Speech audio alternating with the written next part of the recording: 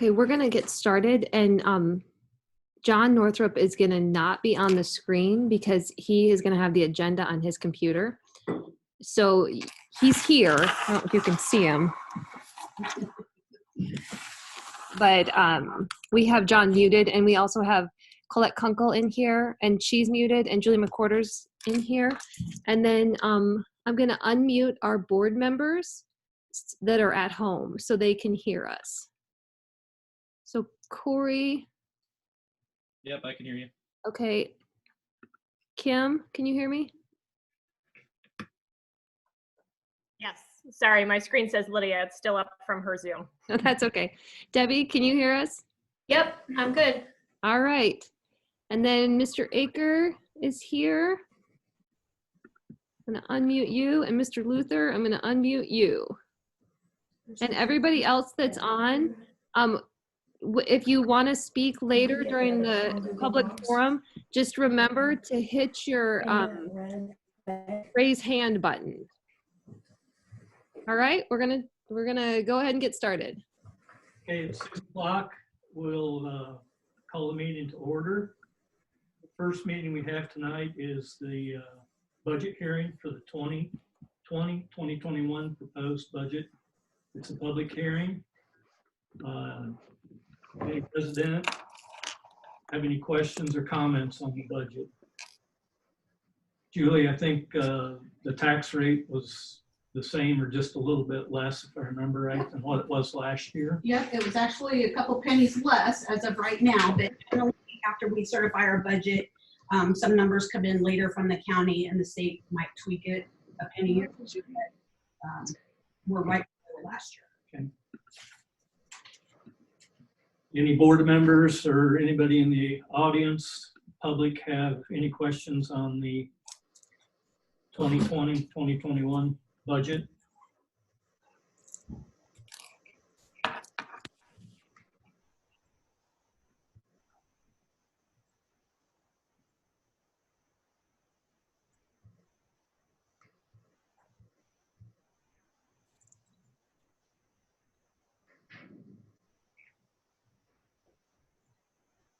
Hearing no questions, I will take a motion to adjourn the public hearing on the budget. So moved. We have a motion. Do we have a second? Second. We have a motion and a second to adjourn the public hearing. All in favor, aye. Aye. Aye. Opposed, same sign. Public hearing for the budget is adjourned. We'll now call the regular board meeting to order. Do we have any additions or corrections to the agenda for tonight's meeting? No. Okay, do we have a motion to approve the agenda for tonight's meeting?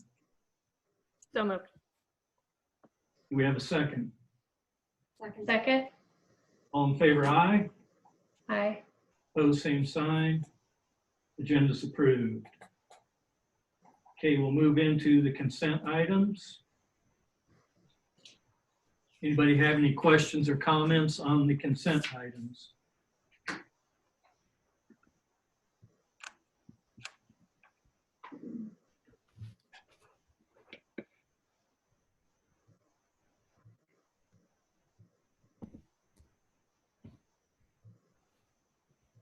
One here was gas for Pam. She did a lighting thing. It was $50. I didn't know that she made more than one trip. I think it was like 3 trips. Okay, okay, Yeah. that was my question. Yeah. To make more than one trip. Okay, good.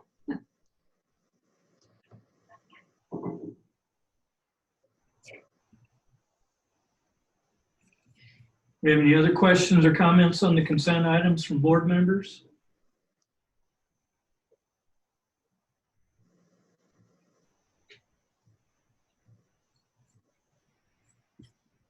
Hearing none, do I have a motion to approve the consent items? Move. We have a motion to approve the consent items. Do we have a second? Second. All in favor to approve the consent items, aye. Aye. Opposed, same sign. Consent items are approved. Does not look like we have any correspondence or early learning center report this month. I think the early learning center's shut down right now, so as the school is. So, the next item on the agenda is public forum. This is an opportunity for public to express their concerns or views to the school board. We ask that you keep your comments to 3 minutes. Do we have anybody for public forum?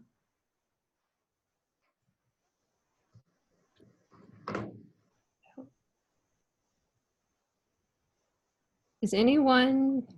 Oh, Kay, got it. Okay, I see your hand, Kay. I'm going to call on you. Kay, can you hear us? I can. All right, go ahead. All right. I just wanted to touch base on what the decision so far is regarding the possible combination of the 3rd grade class for the fall.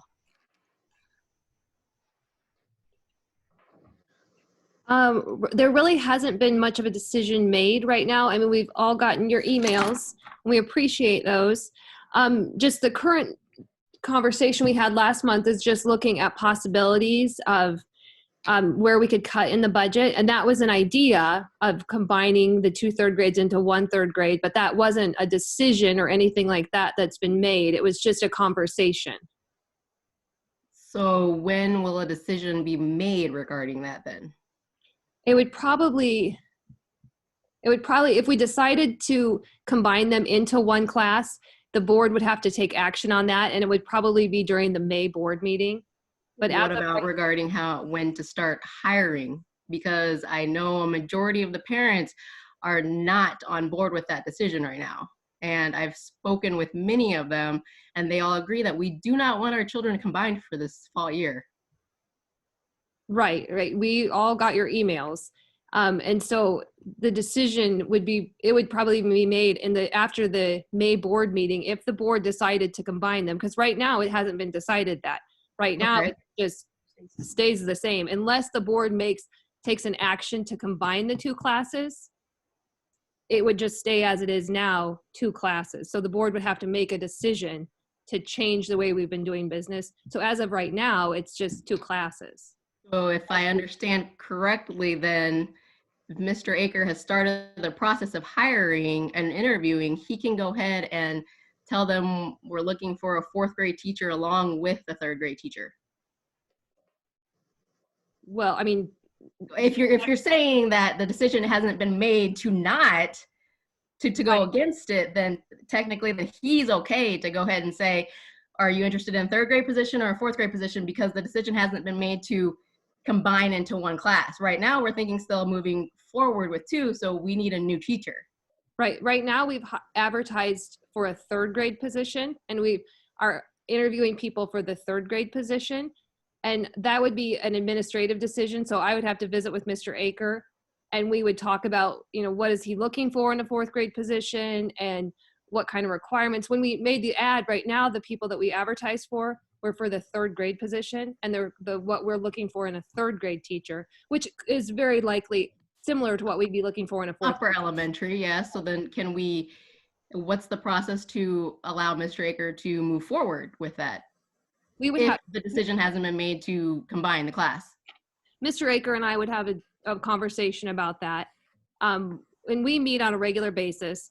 And so he and I will talk about it and go from there. But, we'll get direction from the school board. I mean, if they're going to tell us, if they're planning to tell us that they don't want us to get a second 4th grade teacher, they would probably let us know that before we start really spending a lot of time and effort trying to look for a 4th grade teacher. But until that time, I don't, like, the people he's interviewing this week are for the 3rd grade job. So then can we go ahead and try to make a decision before the next May meeting, since right now it's probably the prime to try to hire teachers? Well, this is a good time to hire teachers, but any time between now and May is still a great time to hire teachers. Even you get a lot of great teachers in June, so it doesn't have to be decided this week. And, there's a lot of stuff going on that a lot of districts are just right now kind of in a holding pattern because of this whole Corona thing. it's really kind of impacted timelines for everything. So while this is a really, really big decision, we are as a board and a district trying to make a lot of really big decisions right now. So, but this is definitely one that is on our radar. I can say that. Is Okay, there anybody, let's see. that's understandable. I just, if it's gonna be, if it sounds like you guys are moving with 2, that would make a majority of the parents happy about that, because it's not what we want. It's not what we signed up for when we moved to Baxter. Right, like, and we all understand that, we really do. So, okay, is there any other, or are you the spokesman? Or do you know if there's others? You're the I only have one. no idea if anybody else is planning to, so they Okay. may. Okay, I'm gonna hit lower hand, but I've never done this before, so Oh, that's fine. I'm gonna try and hang up on you, but we'll see how it goes.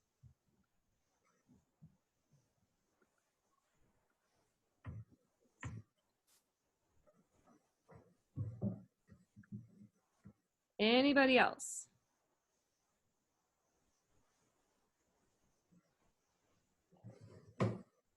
I don't see any other hands, so we're gonna go ahead and move on. Last chance. Anybody else for public forum?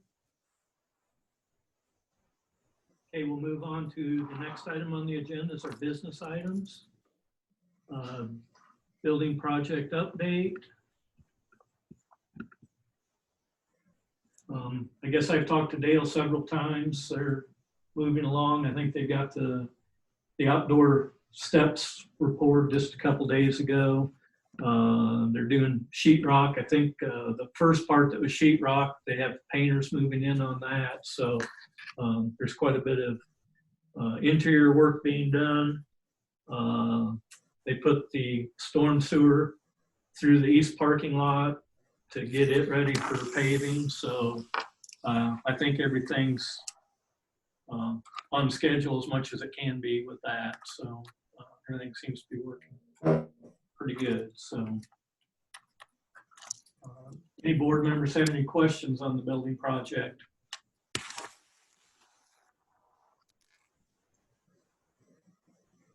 Okay.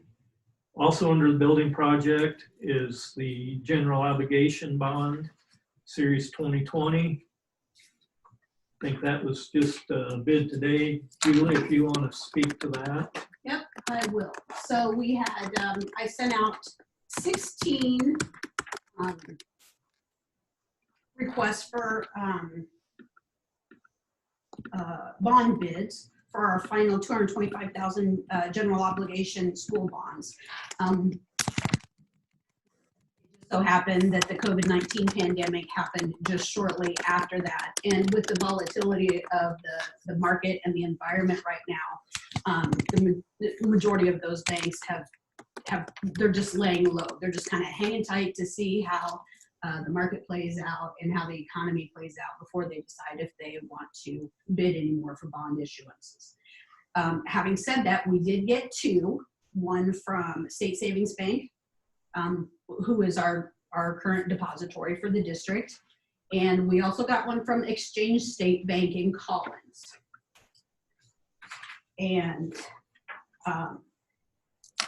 they were decent rates. They, once again, because of the COVID-19 pandemic, they probably increased a little bit more than what they normally would have.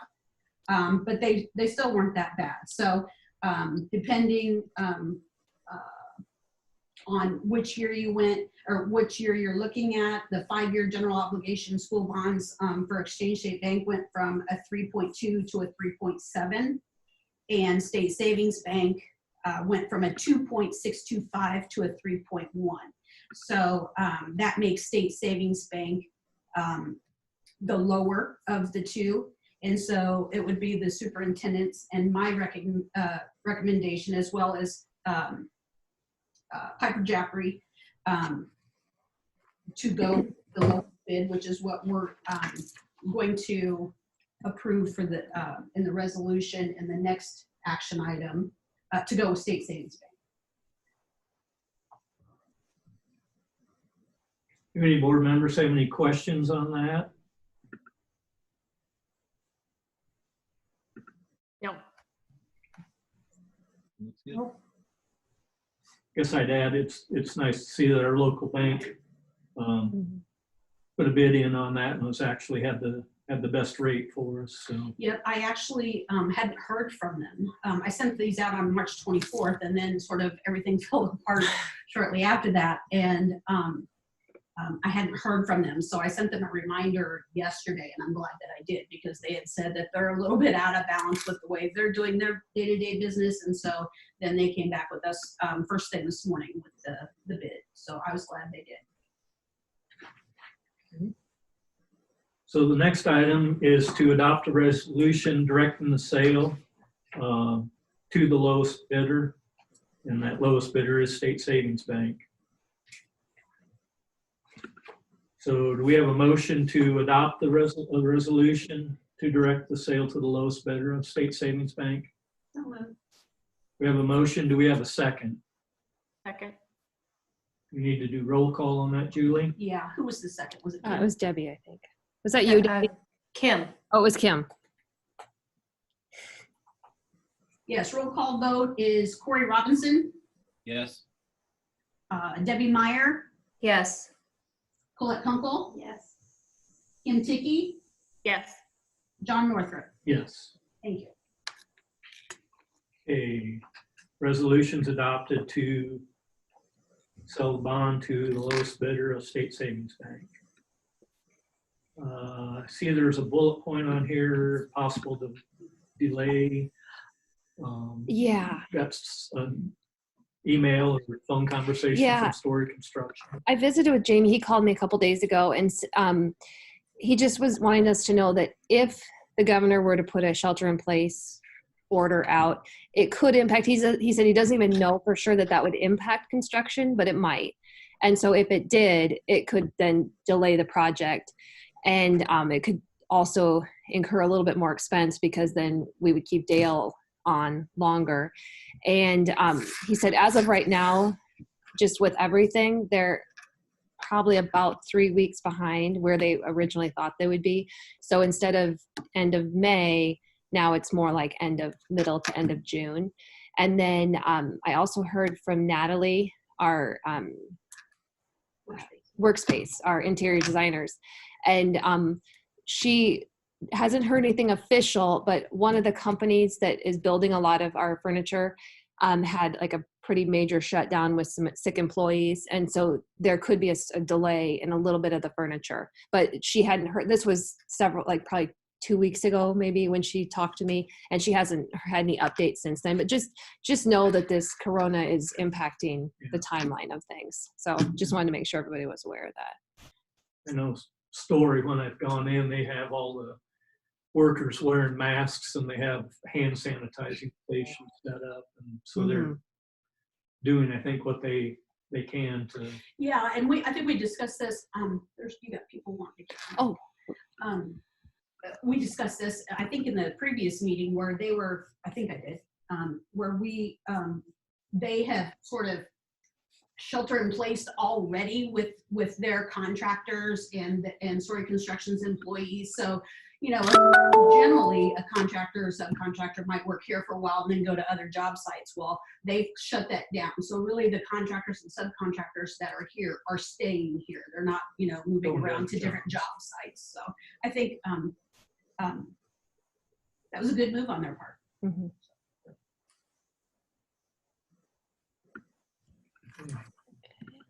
Any other conversation with board members on the building project?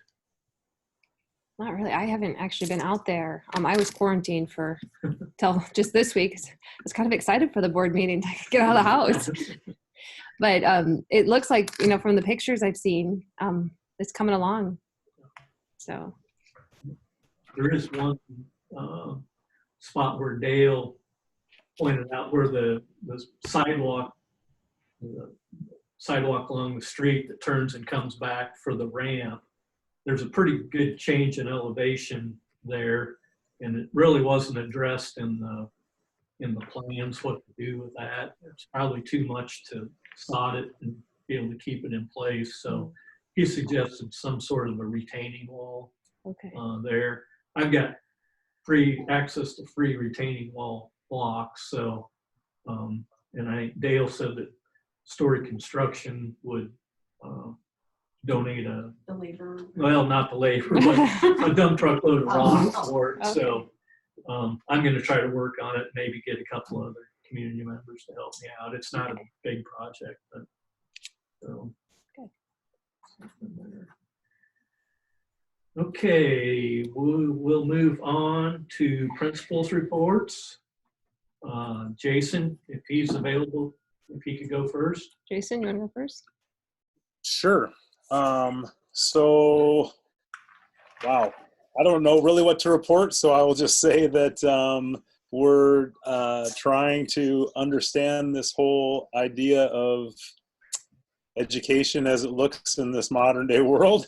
And I think our teachers are absolutely doing a great job. We meet as a staff regularly every week.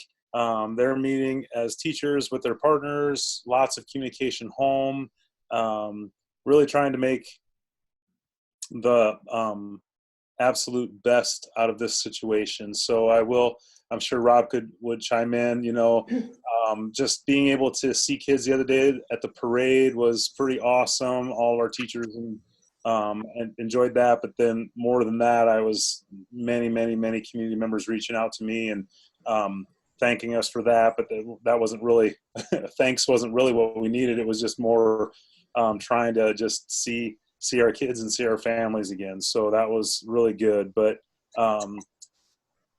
we spend a lot of time just making sure everybody's mentally doing okay during this. I think that's really important. And yeah, I don't know what else to say, Rob. You can definitely jump in here. We talked about piggybacking this a little bit. Yeah. Since the last time we talked, when Michaelin was out, we did those daily updates, which I think was good just to start the whole thing. Everybody was really unsure what was going on. We were unsure what was going on. But since we've kind of gotten the extra, we're going to be out for a while. Like Jason said, we're meeting every Monday morning at 8 with our entire staff on Zoom. We actually met twice a week for the first 2 weeks. Now we're going to PLCs. Dennis has been really active with staff, still doing his coaching, meeting with each teacher.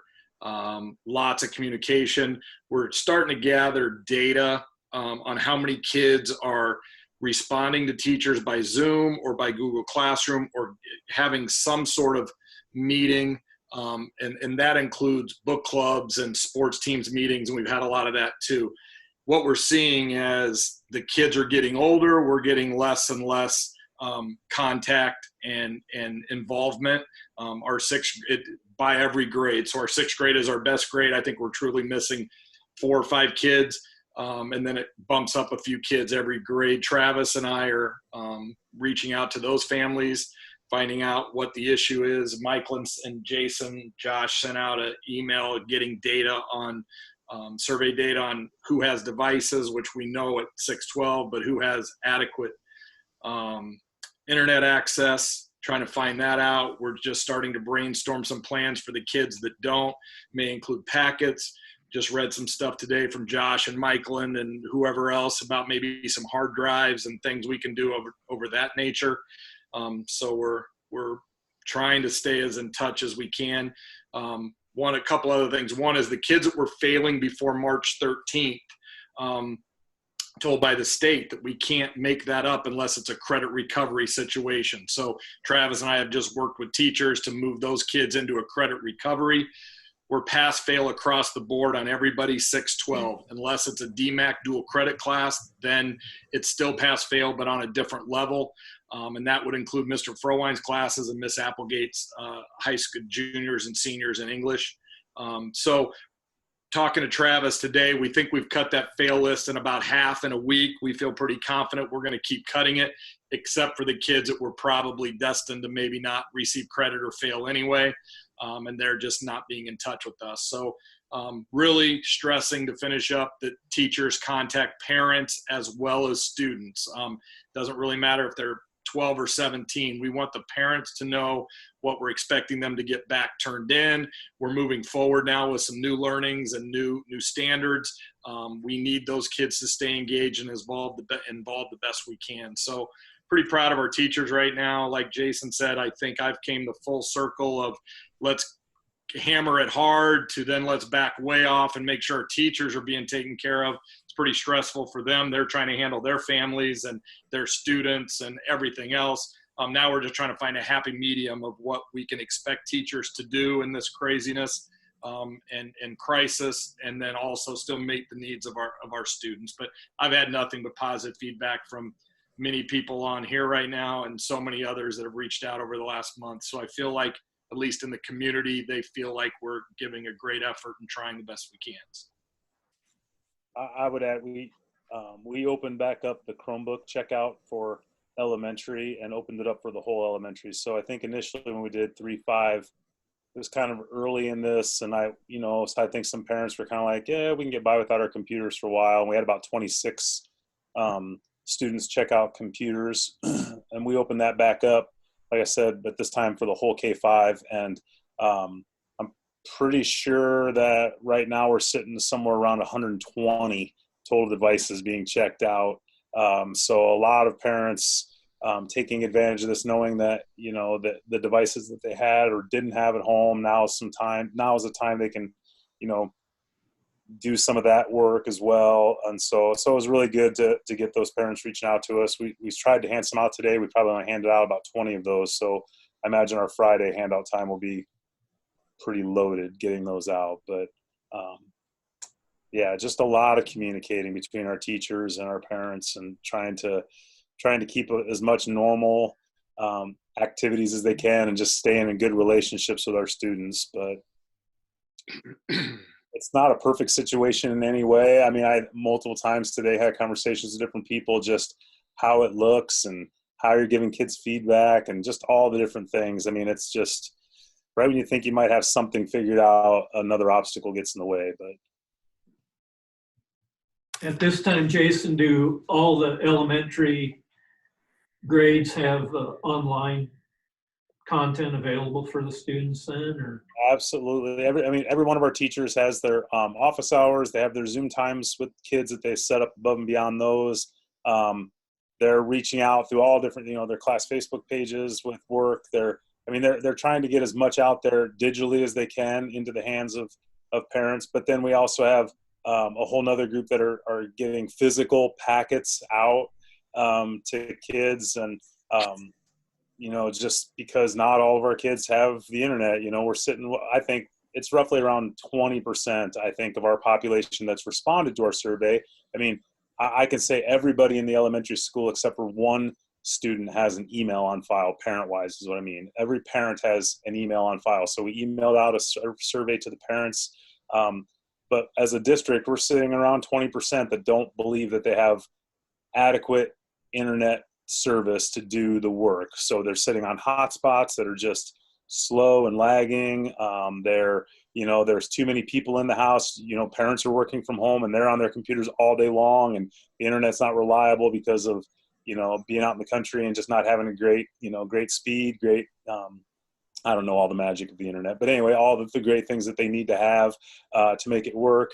It's just, so what do you do with those 20%? So and we have had some responses. I think it's important to know that we've had some responses, and I think this is really great. On some level, some parents are like, we're taking this time as parents to homeschool our kids and kind of do it. We're going to kind of borrow some of your stuff, but we're also not going to do all this online stuff.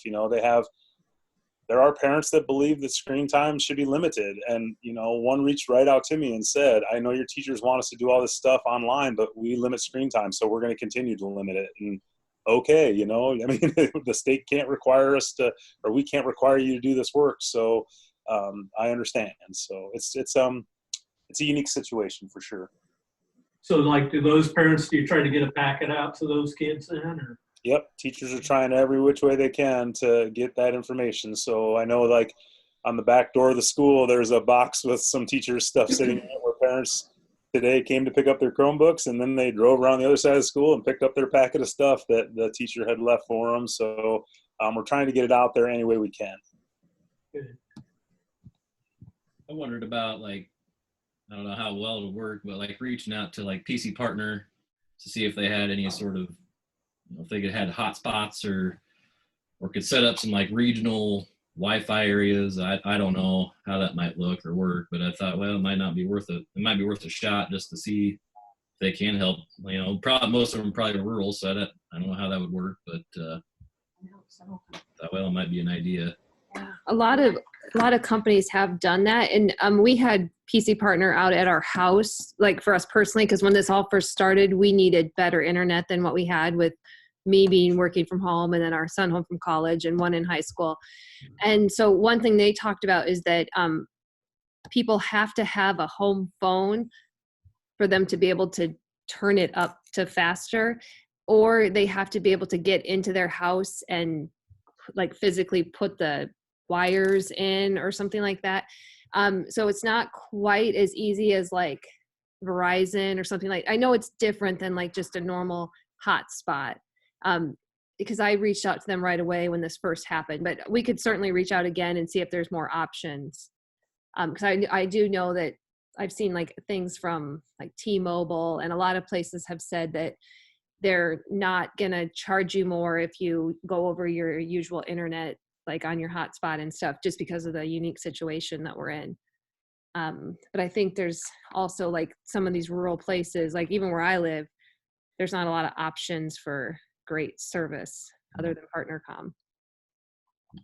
I don't know if we've decided on voluntary. I think that's coming up, or what our path is. We have to understand, and I've got some teachers that are worked up. If it's voluntary, we're going to have kids and parents. I mean, we struggle with that when we're in seat. It's going to be worse. There's just kids that are not going to do what they need to do over the next 6 weeks. And all we can do is make sure we've exhausted every avenue we can. Don't be frustrated with them. Handle the ones you're getting, give feedback to the ones who are reaching out, as long as we're doing our due diligence. But there's going to be a lot of kids where I would tell you 40% have not done anything. That's pretty generic, not solid data, trying to gather it. That's a lot of kids are doing nothing, especially 9-12.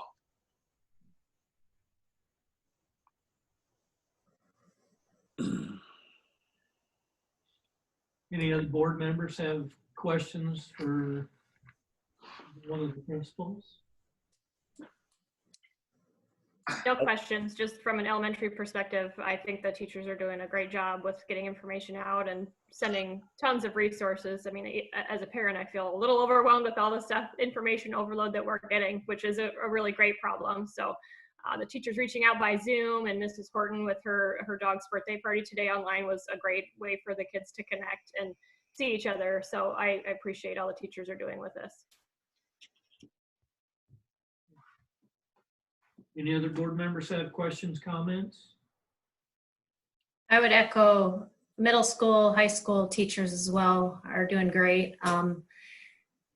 There is a lack of participation for sure from students that I've noticed just from my own kids watching them on their Zoom. Yeah, I don't know. It's going to be an uphill battle, but I think the staff is doing a great job. So thanks to them. Any other comments, questions?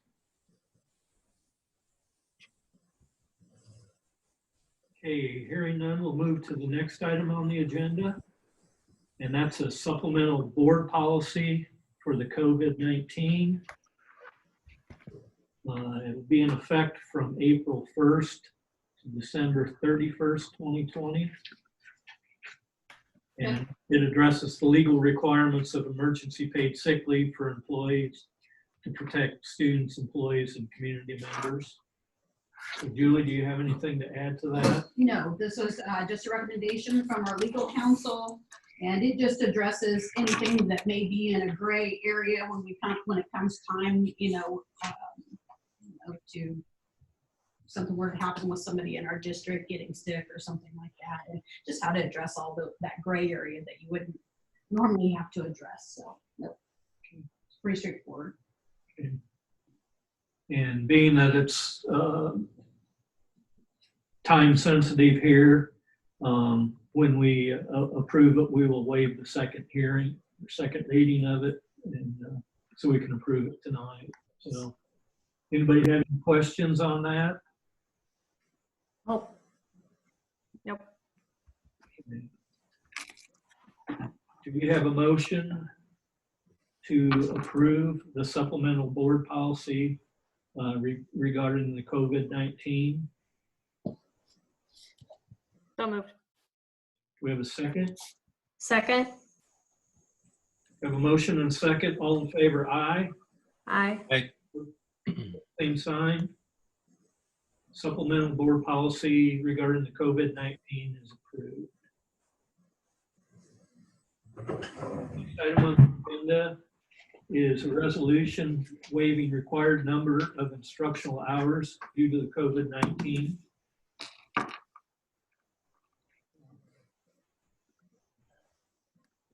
Michael, do you have anything on that?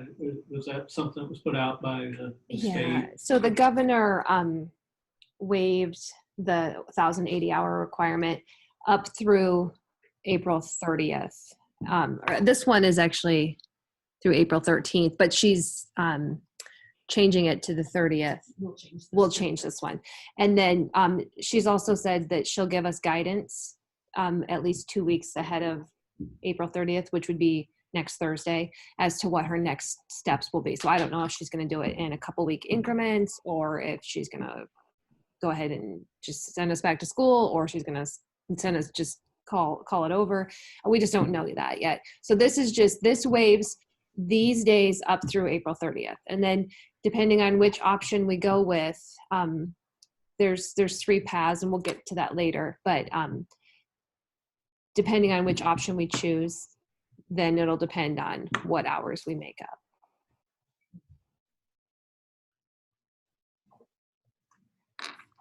The board have any questions on this resolution? Hearing none, do we have a motion to approve the resolution? Resolution waiving the required number of instructional hours due to the COVID-19. So moved. We have a motion. Do we have a second? Second. We have a motion and a second. All in favor, aye. Aye. Opposed, same sign. Motion's approved, or the resolution's approved that it's waived the requirement of the number of instructional hours due to the COVID-19. Next item on the agenda is the 2020-2021 district budget. That's what we had started out tonight with the public hearing on that.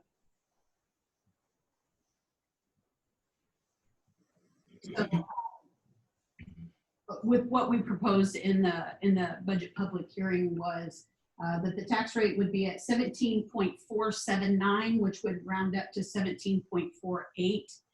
And that is right in line, if not a penny or two less than it was last year. There still could be some additional fluctuation that comes from the state, not from us, even after we certify. And with this rate, that allows us our debt service to be up to 4.05, which will help us pay back our new debt that we have. And then it also allows us to put $225,000 into the management fund for our insurances and SU insurance breakdown and that kind of thing. Do any board members have any questions on the budget for the upcoming year? Doesn't look like. Okay, do we have a motion to approve the 2020-2021 district budget? So moved. We have a motion. Do we have a second? Second. We have a motion and a second. We need to do roll call on that. Okay. Okay, all in favor, approval of the 2020-2021 district budget, signify by aye. Aye. Opposed, same sign. Budget's approved. The next item on the agenda is student registration fees for the upcoming year. Board members, I think you have what those are and also comparisons to other schools. It looks like we're going to hold them the same as what they have been last year. Anybody have any questions on those? No. Michael, do you have any comments, or Julie? No. I just know that you guys like to see where we fall, you know, with our fees as compared to other districts around us. When I did reach out to the districts, they were just like, we haven't even talked about student fees. We're still in the midst of the COVID-19. But I think it's a general consensus with the financial environment that we're in. You know, I didn't think it was a good idea for us to increase fees at this point. I guess probably most other schools are going to do the That's same. right. So, yeah. Okay, do we have a motion to approve 2020-2021 student registration fees? So moved. Sorry. Motion, do we have a second? Second. Okay, we have a motion and a second. All in favor, aye. Aye. Opposed, same sign. Student registration fees are approved for the upcoming year. Next item on the agenda is the participation in the IASB Safety Group Insurance Program. I see in the notes, this is like the first year forever that we haven't gotten the dividend. They say why, Julie? Or? There's been a lot of claims, Okay. is what they said. And so if I remember correctly as well, there may have been an error on their part in doing some of those dividends. And so they may have overpaid in the past a little bit. And so I think they're trying to recoup some of their costs. I know in years past, we've kind of, it's like, I mean, it's like, how can they pay that much? Yeah, I mean, so maybe they It's- couldn't that much. and they're Yeah, it was a figuring good, it it was a out. good time to change. So I would always look forward to it. But they gave me a warning before I was looking forward to it. So What was it last year, Julie? I think it was about last year. I think it was about 5,000. But previously, I mean, it's gone up to at least 11,000. And it just kind of kept lowering and lowering and lowering. And I think it's all dependent on those schools that are in that, you know, what their claims are and their work comp claims are. And just, you know, as a whole, I think there were just more claims recently. So hopefully it won't be that way forever.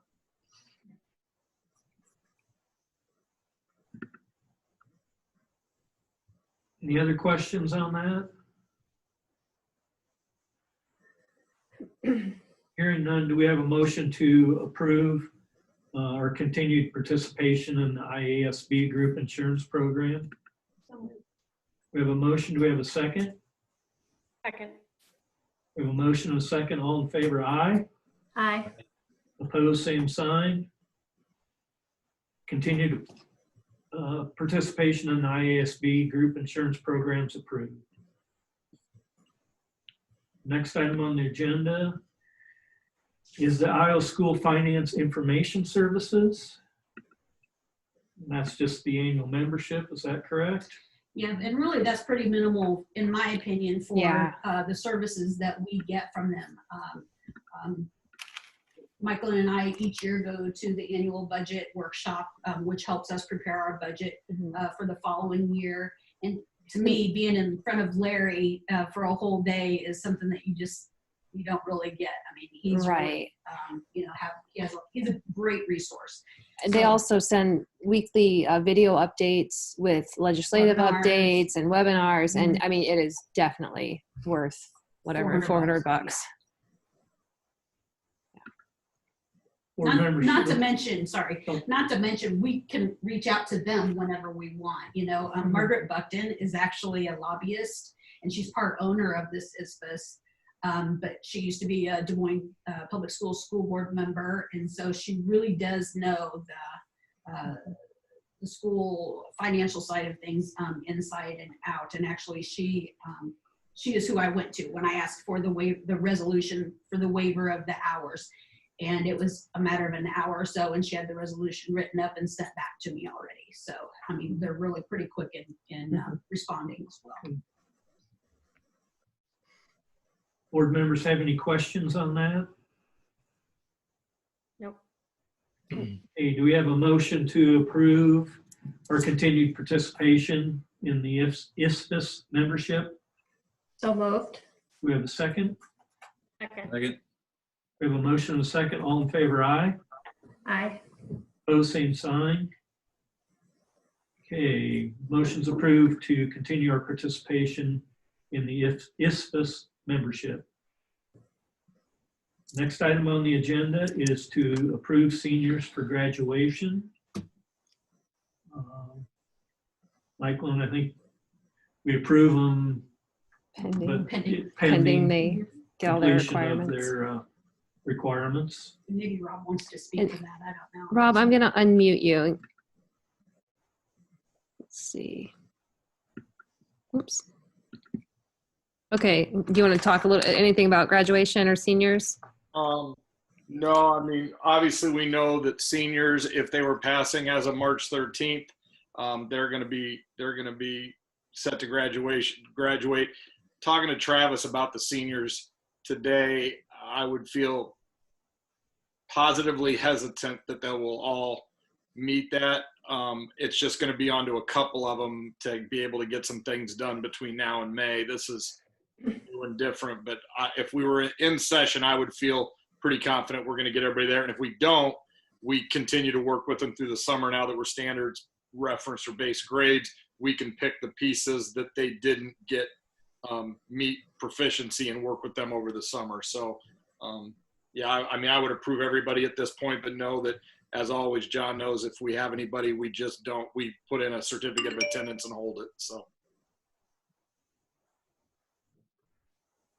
Okay, do we have a motion to approve the 2020 seniors for graduation pending successful fulfillment of all their graduation requirements? Do we have a second? Second. We have a motion and a second. All in favor, aye. Aye. Those same sign. Motion's approved to approve the 2020 seniors for graduation pending fulfillment of all their graduation requirements. Next item on the agenda is personnel. Michael, if you want to speak to those. The first bullet point or the Yeah, an employee. okay, an employee has requested a private hearing with the board. So we will not be voting on the termination of that position at this time. We will set a date per board policy on a hearing with that employee and the board. Looks like it has to be more than 20 days and less than 40 days.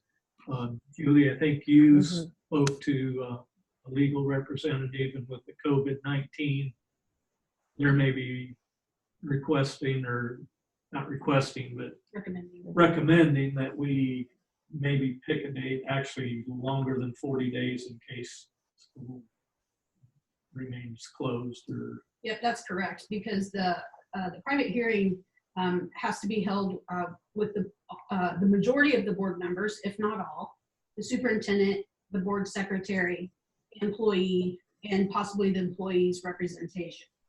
And so it has to be in person, and given the social distancing requirements right now, our legal counsel has recommended that we go request the hearing date to be longer than the 20 to 40 day window. In order for that to happen, it has to be agreeable to all parties. I have reached out to that employee, but that employee has not responded back to me yet. So would it be possible for you all to pick a date within the 20 to 40 days in case she prefers that, she or he, and then one that's after the 40 days in case they prefer that as well?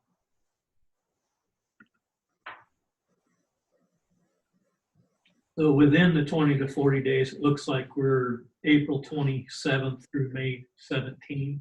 So we need to pick a date in there, and then another date after May 17th. Julie, how many people, would that be greater than 10 people, all those that you just listed? I'm sorry, I wasn't keeping track of all you said. It could possibly be more than 10 people. I don't know if this employee has representation. I was asked that question today by our legal counsel, and I don't know the answer to that question. As I said, they haven't replied back to me. But assuming we would be really pretty close to that 10-person window. So you're talking about 5 board members and the superintendent and myself, and then the employee and their representation. And then if we possibly could have legal counsel here as well. So that'd be 10. So we could be getting to that limit. So Could we, Just would, need a quorum. yeah, we wouldn't need all we 5 wouldn't board need all- members. No. So no, if we needed to we have just 2 of need a you majority, step so we out. would need 3 board members. I just know how you board members are, and you all prefer to be Mhm. in, present and in participation. So does anybody have any dates they want to throw out or dates that don't work for them? My calendar's pretty open. Same. I don't have mine on me, but I'm sure it's probably pretty clear by now. Could we possibly make it the week of the April 27th? If you prefer Wednesday, could we do the 29th? That work for all of you? April 29th? Yeah, what time are you thinking? Well, you guys pick a time. Makes no difference to me, so. Evening work best for everyone, like 6 o'clock again, or Yeah, That'd be fine. Yeah. Okay, so the first date is April 29th at 6 p.m. And then pick another date outside of the 40-day window, which would be after May 17th. Can we do it before the board meeting? How long do they take? I think we probably want to combine it with the board. Okay. But I'll just tell you this. So after we have that hearing, we would immediately go into an executive session. And then we would come out of the executive session, and then we would vote on whatever decision was made with that position.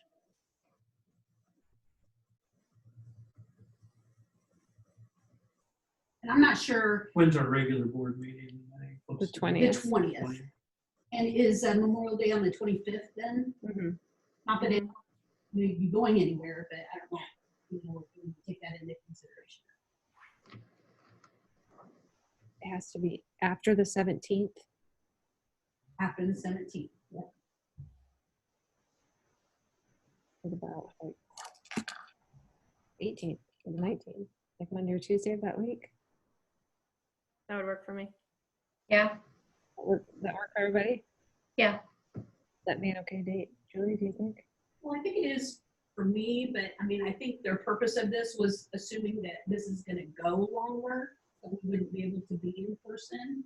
So that's just a couple days past the 17th, you know what I'm saying? So I don't Do you know if it wanna makes a difference or not. Wait till after Um, Memorial Day? Like, Well, the- that's what I'm I mean, I hate to go out that far, but generally speaking, we're technically supposed to be in 22nd. 22nd's the last day of school.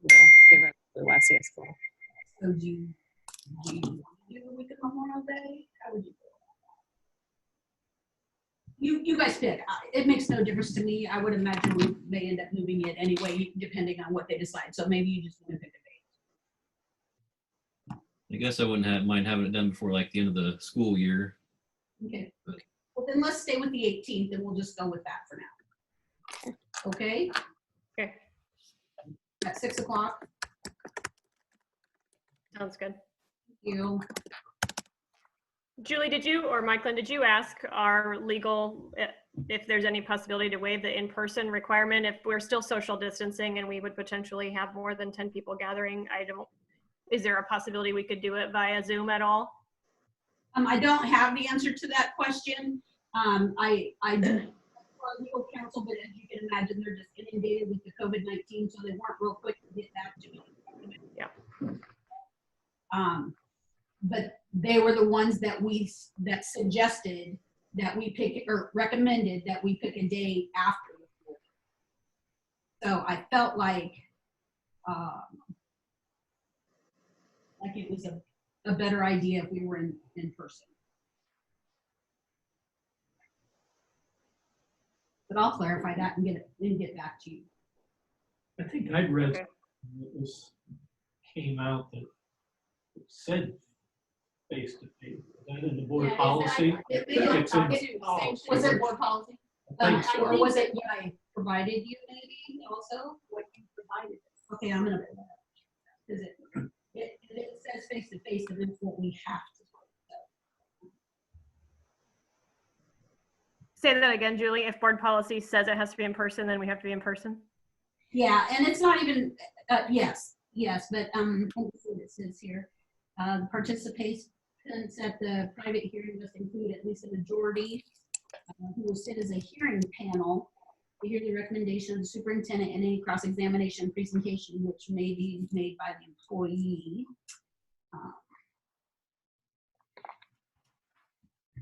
And then there will have to be a roll call vote. Let's see where it says. Well, I thought it was on your what you gave to us. Okay. So I thought maybe it was what they told you. But Yeah. I- Yeah. Somewhere I think I Yeah, read that, same but here, yeah. Yeah, and it may say that. I mean, I've got all kinds of these documents here, so I may just not have the right one pulled up yet.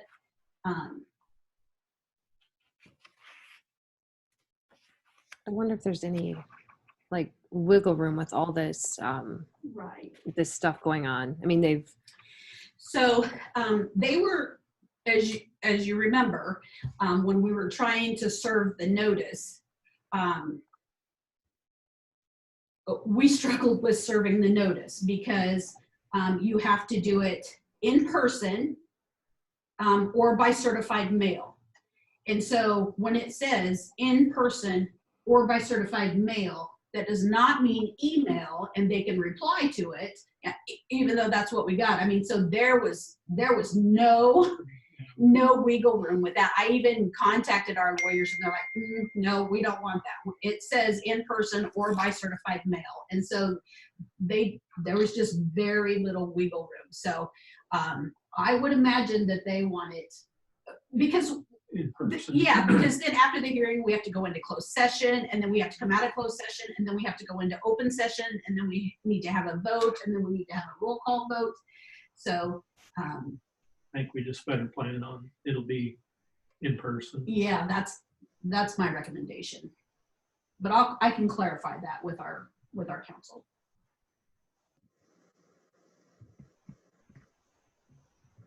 Any other questions or discussion on that? Looks like we have 2 dates we came up with, so I think we're Thank you. good on that. Michael, looks like we have resignation special ed teacher. You want to Yeah. speak to that? So Sarah Fricky has resigned her position as special ed teacher and as head middle school volleyball coach, assistant varsity girls basketball coach, and head middle school softball coach. Will she still coach this? Yes. She'll still coach Yes, this spring, is for this the summer. 2021. But then after that, she'll be done. And then also, do you want the other resignation Yeah. as well? And then Joe Morton as head volleyball coach. Any questions on that from board members? Only question I had that we had is about softball. Was Miss Heimer also the middle school? Oh, but she was going to coach this year as well, right? Yeah, pending Right. suitable replacement. Like, didn't we hire a replacement? Was it Mrs. Boley? I think. Or is that was high the school? other. I think Oh, that was- okay, yeah. never mind.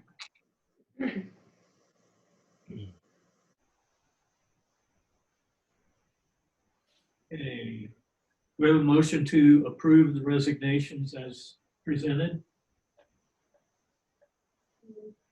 We have a motion. Do we have a second? Second. All in favor, aye. Aye. Opposed, same sign. Resignations are approved as submitted. Next item.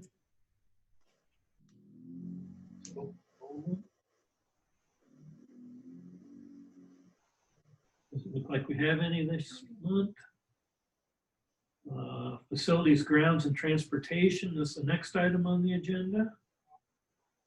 And Michael, do you want to speak to that? Yeah. And Julia, you might have to help me if you know anything about this. I know Pam, our mower was worn out, and so there was the question of fixing it, trading it in, or just hiring someone to do our mowing. And we kind of traded, I think, every 2 Yeah. years. We were kind of in a So, schedule. yeah, if you remember, we actually had 2 mowers and we were doing them like every other year, every other one. Well, then we decided, well, that's silly to have mowers. Just one when we never only got had one used mower. on. Yeah. Mhm.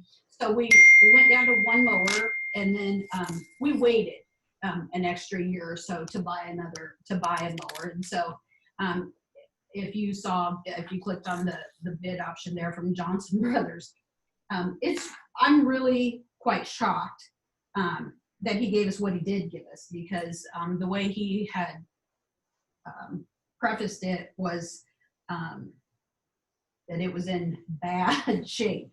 And if you look and see what he says there, it is in bad shape. So when he came through with a final cost of a new mower at $4,869, I was pleasantly surprised. And I did double check. It's a 2018 Snapper mower, the same kind that we have, and it has 0 hours on it. So I thought, if it's a 2018, are we talking about a used one? Because then that would make sense why the price is what it is. That probably helped on the price that it was a holdover, but Yeah. still, Mhm. But it's still brand Because new. my memory's right, it was back when we were trading it was like 4,000. Yeah, it was about then, there. Yeah. Mhm. Yeah, so I was really pleasantly surprised, and there's still a warranty in place, and just it's a brand new mower. So and yeah, so then we also had Chad Birkenholtz bid it for us, and that's what he came back with, and so we just I just did similar calculation on how he calculated hours and that, and even if we do buy it, buy this and we pay somebody to mow, we're still well on the good Mhm. side of it. We also, Pam also went to, I think it was Angie's List, and got a quote there for our area. And it was like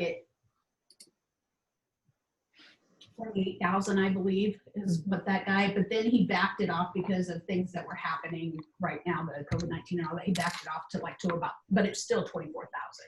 I mean, so I don't feel like either one of them are way off the mark. It's just that we're able to do it in-house cheaper. Yeah. We have somebody in mind that can do that then, or is gonna mow. What is it? He said, does she have someone in mind who can mow? Yes. She does, doesn't Yes, we she? do. Yes. Pam has a plan. Okay, any other questions or discussion on the mower? I actually included the capital assets plan there just for your reference, because we annually hold money out for a new mower. So we're okay if you were concerned about what we were paying, how we were paying for it or whatever, then we're okay. And the same thing with the West Gym and the recoating on the West Gym. Oh, yeah, on that West Gym, didn't we, I thought we just, remember the insurance, remember it got flooded? And I thought was that 2 years ago or was that last year? I think it was last winter, not this past one, but the one before. Right. But and so that was a coat, but they just want us to get another one on it. So Like a that's went a second. whole So year. they only did one then? Yes. Okay. Yeah, and so it went a whole year with just that one coat, and they don't feel like it can go another year. Now, once we get a couple coats on it, then we can start Okay. going back to the every other year. Okay, I think we'll move back to the mower. Sorry. No, that's fine. Because it's all under capital assets, but all it's fresh on my mind. Do we have a motion to approve the trading of our existing mower and to purchase a new one. So moved. We have a second. Second. All in favor, aye. Aye. Same sign. Motion's approved to purchase a new mower. Then on the west gym coating, that looks like $4,950. And that you said, Julie, was in the capital asset plan anyway, so. Any questions or discussion on that? We have a motion to approve the west gym recoat. So moved. We have a motion. Do we have a second? Second. All in favor, aye. Aye. Opposed, same sign. Motion's approved to recoat the west gym floor this summer. Maybe if we want to take a look at that capital asset plan, if we have other summer projects that we need to talk about. I don't know if we're at talking point yet with those. If you want to click on that though, maybe you can just give us some guidance. I know I had a conversation with Pam probably 2 or 3 weeks ago. She wanted, once they got the building clean, kind of what's our next step? And I guess I encouraged her at that point to look at some of the summer projects that they had outside, hopefully, trimming trees, sports rec complex, that sort of thing. Yeah. And to start on those. And now that you approved the floors, I think depending on what they come back with, I don't know if she can get done between now and April 30th or not, but I kind of hate for them to do it now in case we do come back. But I do think that she'll move that up sooner. She asked me to let her know as ASAP so that they could go ahead and get started on those summer project things. If you would take a look-see on that facility grounds improvement plan tab, which is the second tab, and then scroll down and then scroll over. Your summer projects, FY21 and summer 20.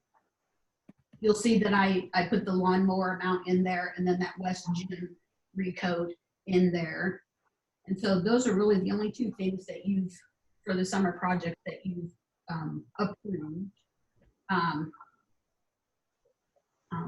While the paint is on there, you don't normally approve that. That's a given that there's some paint done in the year, and so we just go off of the schedule. But those other things, Pam just, I think, grabbed everything that was in her mind and put it on there.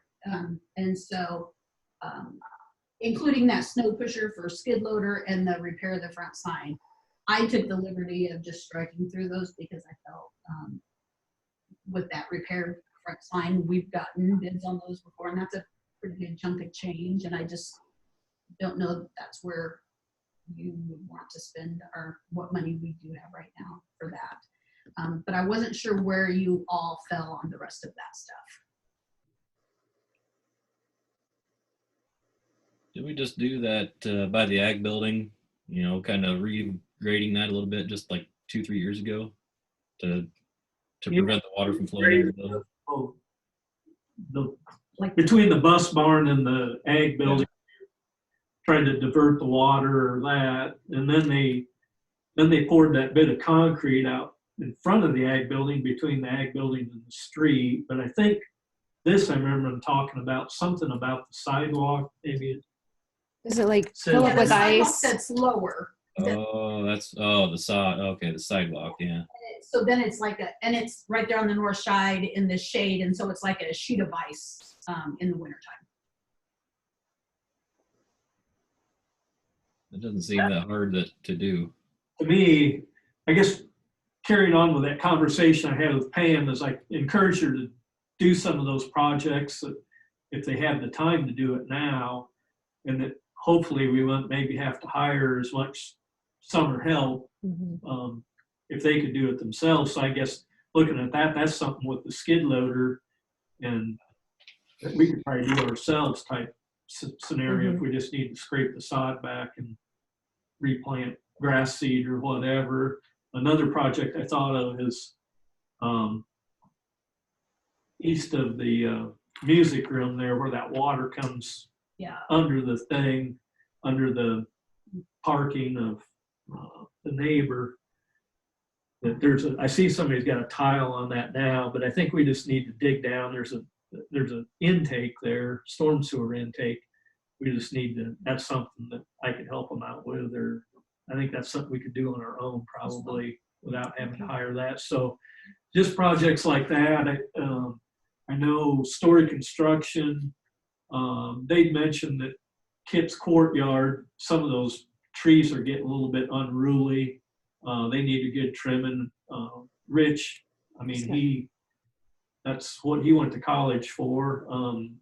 The school playground, some of those trees could probably use trimming. Sports complex. So I guess I'm open, but I think we just need to come up with ideas to give to Pam. It's like, hey, before we've been running ourselves ragged, never have time. Maybe now's the time we do have a little extra time to do some of those outdoor tree trimming projects, what have you. So I guess if any board members have things that they've thought of too, certainly get that Just to Michael, email me and she then I can pass them on to she can Pam. give that to Pam. So.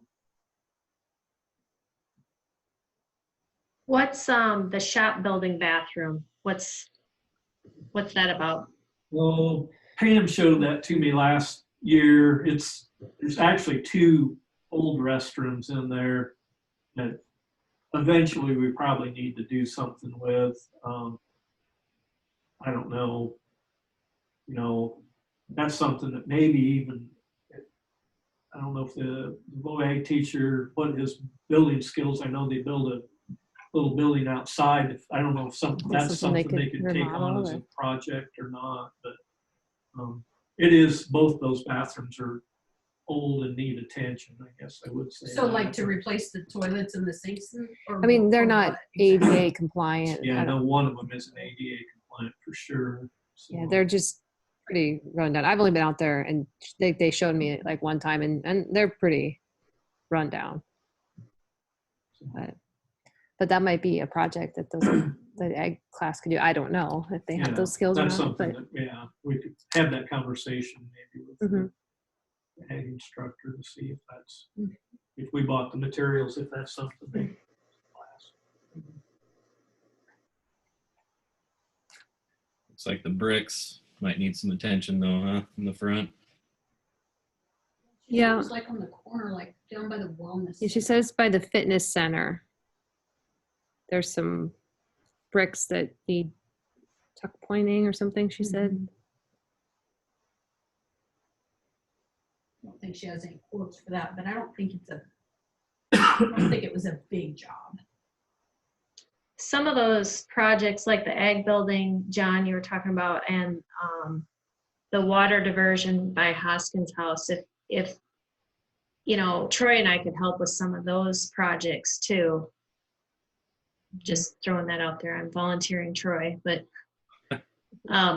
because we've talked about that before. I'll volunteer Trent too. Okay.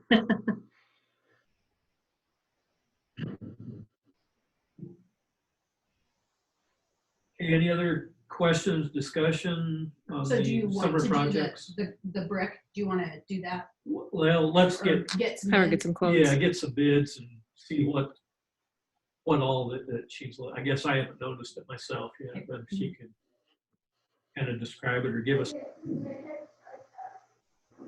get a couple quotes. And then she has that bus barn drive tiling to the big drain to prevent washout. Is that something you guys feel like you could do yourself or no? I guess I'd like to see what. Because I think that's what Corey was talking about. We did a few years ago. I thought what we did was to try to alleviate that. Yeah, so I don't know if it needs to be done hasn't again, worked or- or what, Yeah. maybe we need to have Pam, Pictures or something. give us a little. Or we could probably even have her come next month and Right, yeah. if she wants and just explain. What they're looking at. Okay. Thank you. I don't remember that. Have her come. Okay. Any other questions, discussion on the summer projects?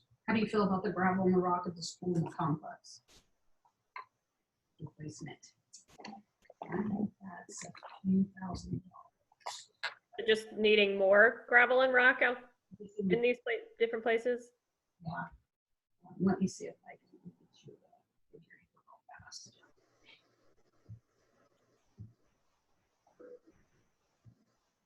Had been, we're doing a couple loads every year, but Yeah. I don't know what the school, Well, I think that it's just the bus barn.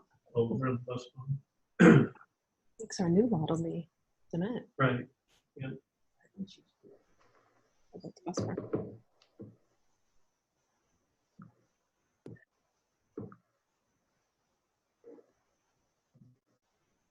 One thing we might want to look at, I think, for the parking, if they're looking at the parking lot out at the rec complex there, there's Metro Waste Authority East has it. They take shingles in and recycle them, grind them up, and you can haul it out, and it makes a good, if you got a good base like we do out there, if they're just looking to put a top coat on it or whatever, it's black material. I mean, we can hire Dave Huffaker, whatever they post some of that. That might be cheaper than rock. For that situation, might make a good. Check into that. So it looks like when we do the bus barn and the complex at the same time, it's just a hair over $1,000.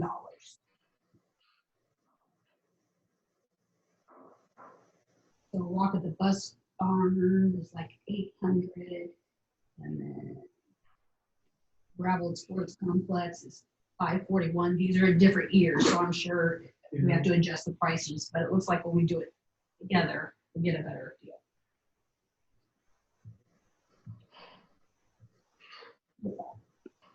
Yeah, I guess that's something that maybe Pam could, I guess I haven't noticed. I thought it looked pretty good around the bus barn, but maybe it has some attention.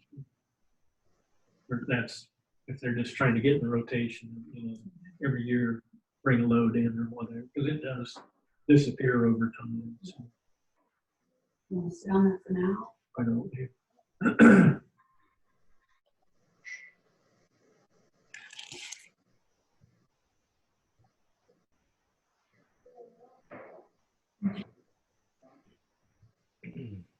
Yay. Anything else we need to look at on the capital asset plan, Julie? Nope. As far as buses and that, we're not planning to do anything this year. No, no. Right. And I think I said, maybe ask you your thoughts about pushing that out one year. Yeah. I Um, think I remember that conversation. I think we agreed that was a good idea. Okay, yeah. So, transportation placement, because I think we're scheduled actually for next year. So I would like to just delay it one more year and push it on out if I can. Somebody was telling me, I can't remember now who, but a lot of them are going to just straight gas buses now as opposed to diesel. Yeah, I had that conversation. Okay, I can't remember. Yeah. So maybe, if we, wait another year, that gets all worked out, and maybe that'll help price it as well. Okay. Next item on the agenda is superintendent's report. Okay. Just want to start out by, I don't know if we've done this, I don't remember last month or not, but we want to give a thank you to Spectrum Lighting. They were super generous.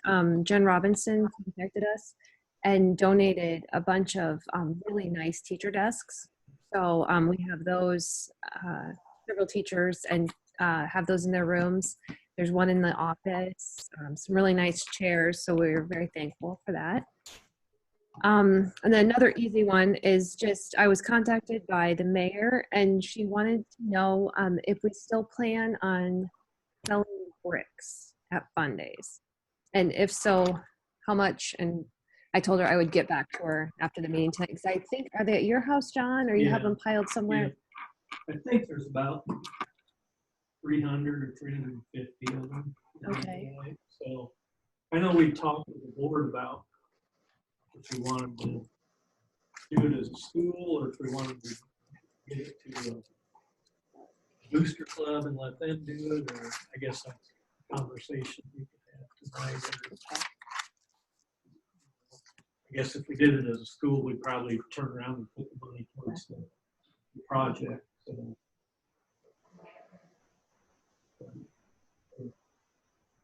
So, I don't think we have any landscaping. no, that's what Dale actually mentioned to me the other day. It's like, hey, you got a plan, but there's not much landscaping. Because he talked about on the north side of the elementary there, how when they regrade for the sidewalk and on the new part, he's like, I think we're going to go on down because right now the grade kind of lets water move back towards the building. We need to build that up a little bit to get it running back towards the sidewalk. So, and that was conversations like, yeah, there's really no grading plan. To make it right. So yeah, maybe that's a good idea. We wanted to sell them as a school. We could say it. The project. $20? Or does that seem 6,000. that seem like a fair? Is everybody good with $20? Yep. Good. And then And if you buy two, you can get Always thinking you would. I know. do 2 for $50.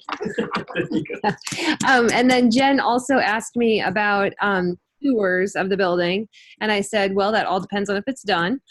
And if it's done, we can be, open it up and either give tours or let people just wander around. But I just said it all depends. Like, we just can't answer that yet for sure. But if it's done, we will be glad to have people in here because it's a big fun days with it being the 150th anniversary of Baxter. So they're trying to make it be a really big deal. So anyway, I just wanted to pass that on. I really just needed some clarification on the bricks. I thought we had some, but I didn't know how many. I'd say if on the off chance that the building isn't done, we could still set up a spot to sell bricks. during For fun sure, days. for sure, we could do that. So, okay. So sorry, Michael, the bricks will be for sale during fun days or when? Yeah, I think during fun days, or Okay. probably That'd be a good kickoff that could be a time. kickoff, and then after that, we could sell them probably at home football and volleyball games, Okay. back to school night, that kind of stuff. I guess until they're gone. Okay, thanks. First 300 customers or so. First come, first serve. They'll be lining up at fun days. And then the next thing I wanted to talk about was just our internet survey, and then leading into our voluntary versus required learning. We need to make a decision, and I need to input that into the Department of Ed website before Friday. So Jason and Rob and I, and then the leadership team sat down and talked through just a million things in the last couple of weeks. And one of the things that we're really concerned about is our internet access. I know a lot of kids have it, but we have a good portion, roughly, actually I can click on the link right now. About 86% of our kids have internet access at home, but of those kids, so then the other question is, if you have internet access at home, is it limited or unlimited? And about 20% of those kids that do have internet, it's on a limited basis. So, we have a good portion, almost, 1 out of every 4 or 5 of our kids that does not have reliable internet access. So we just really talked through how could we have required online school, knowing that nearly 20%, 25% of our kids don't have online access. So our recommendation would be to go to voluntary learning. And there's 3 pathways. You can do required learning, you can do voluntary learning, or you can do no school at all. If you do no school at all, that's fine, but you have to make up all those hours or days. if you do required online or some kind of required learning or voluntary learning, both of those count as school and will not have to be made up per the governor's recommendations. So we have a pretty, I think, solid plan, pretty robust offerings. We've heard a lot from parents and kids, and we're trying our best, and our teachers are doing a heck of a job trying to reach kids. But with the voluntary, we aren't held to the same standard as if we had the required learning. If we had required learning, we would have to also make sure that we were meeting every child that has a 504, every child that has an IEP. We would have to find a way to meet their individualized instruction. It would be overwhelming for a small district like us to meet that. And just as a state in general, I'm in every Monday, Wednesday, and Friday, we meet with the Heartland superintendents on a Zoom meeting. And then every Tuesday and Thursday, there's a Zoom meeting with the Department of Ed, and then the governor's on every day. And from just a kind of rough estimate, about 80% of the districts are going with voluntary. As far as I know, no one's doing the no school at all option. And then a few are doing the required, and you can have a hybrid. Some are requiring just their high school and then voluntary for their elementary. But then if you do that, that's great. But then you're required to meet all the laws of having free access to education for all the students. So going with the voluntary option, we can still, reach out to kids, and we will be required with that option to give feedback. So if kids hand stuff in, teachers, they're not necessarily grading it and putting it in the grade book, but they have, if kids hand stuff in, teachers are going to look at it and give them feedback on it. And so as much as parents and kids want to engage in it, they can, but we also have to be cognizant that we have kids who are now babysitting little siblings. We have parents who are at home trying to work. It's a crazy time. And so my recommendation to the board would be to go with the voluntary learning options. So I don't know if we need to vote on that, or if you guys or just want to give me any feedback. Anybody have any comment? Yeah. Just to be clear, like the AP courses, those will be voluntary, required. The college ones, the ones that Yeah, that's correct. credit, like through DMAC. So Miss Applegate and Mr. Frowine, it's a little bit different with those classes because they're employed by DMAC for those classes, and so they're going to be able to get still getting credit for those. So it's just a bit different than the rest of them. But the ones that are just offered by Baxter, Rob's got his hand raised. Hold on.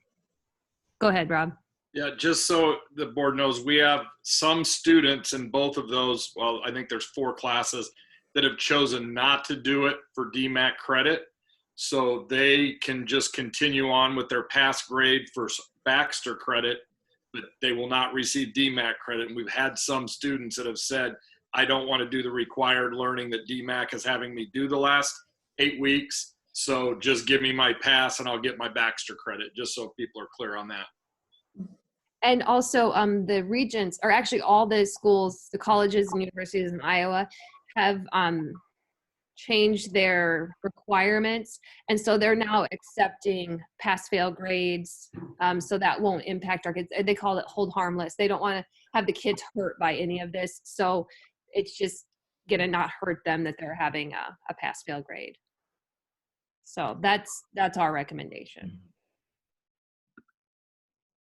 I'd agree, but like Rob was saying earlier, the amount of kids that aren't taking advantage of it, I guess we could say. How do we get that to a lower number? Maybe there's probably going to be kids that probably won't try as hard, or maybe it's just this first few weeks they're like, hey, no school, but hopefully they kind of start coming around and doing more. But how do we try to get those kids more engaged? Is it more Zoom meetings like this? Is it just, I don't know. because that number's scary that Rob said. So It is, and tough. we're all, there's constant Zoom meetings for administrators and teachers trying to figure out how to get kids more engaged, and we're trying to look at ways of like, okay, even one of the conversations we had today was, okay, if kids don't have internet access, is there a way that we could put everything that they need onto a flash drive and then get it to them so they can still access the same learning opportunities that the kids that have Wi-Fi access. So, I mean, everyone is just kind of brainstorming how else can we do this, and teachers are just keep reaching out, and there's been, like as a parent, I've gotten emails, and one of the things we even talked about, Rob talked about at his staff meeting on Monday, was be sure you CC the parents in the emails. And so then as a mom, I got, I don't know, 3 or so emails from Trice's teachers. And so then I was able to say, hey, what about, don't forget you have a Zoom meeting at, Mr. Amadeo's class has one and Mr. Wagner has one. And so then as parents, if we know when the times are, we can also kind of force the issue a little bit more with them. Because even before this week, I hadn't paid super close attention because the teachers were doing a great job of emailing the kids. But now that they're emailing the parents too, that I don't know if they've seen a greater increase, but I know even just me as a mom has been like holding my kids' feet to the fire a little bit more. So, I mean, we're just all just kind of racking our brains, and there's just a lot of district to district, everybody's reaching out to each other, asking questions, and how are you doing it? And Mr. Russell has been a great asset to us. He has reached out to a lot of his curriculum colleagues, really helping out with that. So, I mean, we've just, nobody really knows the right answer, but we're all trying to figure it out. What about the kids with the IEPs? I mean, that has to be another whole set of problems. I mean, are they? Yeah. They obviously need. Right. And so their special ed teachers, or our special ed teachers, are still reaching out to those kids. I know I've seen an email every week that like Mrs. Ean has a group Zoom meeting with her students, and I'm sure the other ones do too. I just have seen hers. So she reaches out to them, and they're meeting up with their students. And then also I know like Jason has talked about with their PLCs, when the 2 classroom teachers collaborate for their PLC time, he's going to have Mrs. Travis and Mrs. Fricky and Mrs. Russell all in on those meetings, so they can all talk and figure out, okay, what do those kids need and how are we going to make sure that they're able to access their curriculum. So the teachers themselves are working together, trying to make sure that they can reach all the kids. So it's just, we're just all trying. It is. But I mean, everyone, and the thing it's scary, but on the other hand, everyone in the state's in the same boat. Right. So in August, yeah, really, everyone in the country. So when we come back to school in August, knock on wood, everyone's in the same boat. And, maybe if there's any luck, this is only until April 30th. As of right now, it's just till April 30th. And then if we get to come back to school, we'll go back to business as usual. I think it's still pass fail through the end of the semester, but at least we'd be in the same building again together. So yeah, it's just it's a hard time, but we're trying. So as a board, is everybody okay with the voluntary learning option? Yes. Yes. Rob, were you trying to raise your hand? Or are you just giving a peace sign? Like he's giving us a thumbs up. Rob's good with the voluntary. All right. Did I mute you? Rob, do I keep muting you or do you keep muting you? I don't know the answer. I think it's me, so I apologize, but I didn't want to stay unmuted for this long in my household. So I just want to make sure everybody's aware, and I see a lot of teachers on here, either where I can see them or hear them. We've had so many conversations under Josh and support this, and Jason for sure. I don't even know what it looks like K-5, but just because we even had kids that would reach out to us, it's a whole different teaching mode. You can't just move what you're doing in person onto online or packet work because we're missing the most important part, what's feedback. So your kids, if you guys are doing homeschooling, they may be doing all the work, but until the teacher says, hey, great job, or have you thought about this, or you're missing this step or point, we're not really teaching. We're just doing a lot of busy work. So we're trying to maneuver our way through that as well. I think there's a lot of misnomers about just packets are great or a Zoom meeting's great. It's not as simple as that. I think that's another reason why voluntary, we're doing the best we can. And just like a teacher in the classroom, there's different levels. I can promise you our staff has different levels about how well they're reaching and providing feedback. It's great if you're on a Google Doc or Cassie's working nonstop with papers and being able to give feedback, but there's a whole lot of kids you can't. And then there's kids who just check in occasionally. Well, that's like missing 4 days of school or 3 days of school. I mean, there's a lot of challenges to this that we're just trying to maneuver. So I just didn't want to make it seem like, well, teachers just have all the answers and the kids aren't doing their part. We're trying to do what we can, but we're dealing with some pieces that we don't have the skills for. So I'll mute myself again. Okay. So anything else under superintendent's report? Nope, I don't think so. We're just trying to keep above water at the moment. Sounds good. Okay, the next item on the agenda is BEA's initial proposal to the district. Looks like we've got a link we can open and look at that. Michael, do you have any comments to add? Looks like they're proposing base salary increase in the amount of $650 for the upcoming year. Right. And just so you remember, like, since we did a 5-year contract last year, the only thing that we negotiate this time around is just salary, just base salary. And so we'll probably talk more about that in our closed session coming up in a little bit. Anybody have any comments or questions about that? Nope. Okay, the next item on the agenda then is to move to go into an exempt session as allowed by Chapter 20 of Section 20.17, subset 3 of the code for the collective bargaining negotiation process. So do we have a motion to go into exempt session? Do we have a second? Second. All in favor, aye. Aye. Opposed, same sign. Okay, we'll move into exempt session. And Michael, if you want to speak, now we're going to do that. Yeah, And so- tell other people Right. what our plan is. So for everybody else who's just on and listening, we are going to close this meeting now, and then we'll go to a private meeting that's just the school board and me and Julie. And so I'm going to exit this meeting. So I appreciate everybody Zooming in tonight. And we're going to try and link this whole thing to our district website. I'll have Mr. Pickett do that for us tomorrow. I've been trying to manage this, so hopefully everyone had a chance to talk that wanted to. And we'll hopefully in May, it will just be a normal meeting and anybody that wants to join us can. So thanks a lot for tuning in tonight. So moved. Second. Who so moved? Oh, hold on.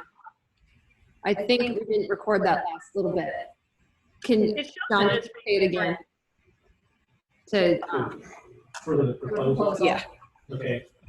Need a motion for our proposal to the BEA, $100 on days plus movement.